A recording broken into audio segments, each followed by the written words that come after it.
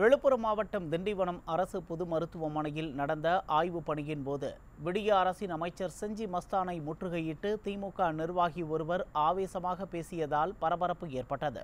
திண்டிவனம் அரசு பொது மருத்துவமனையில் தமிழக சட்டமன்ற ஆய்வுக்குழுவினர் திடீர் ஆய்வு மேற்கொண்டனர். இந்த நிகழ்வின் போது விடிய அரசின் அமைச்சர் செஞ்சி மஸ்தானும் கலந்து கொண்டபோது சிங்கனூர் பகுதியைச் சேர்ந்த திமுக பிரமுகர் கலைஞர் பித்தன் என்பவர் செஞ்சி மஸ்தானை வழிமறித்து ஆவேசமாக பேசினார்.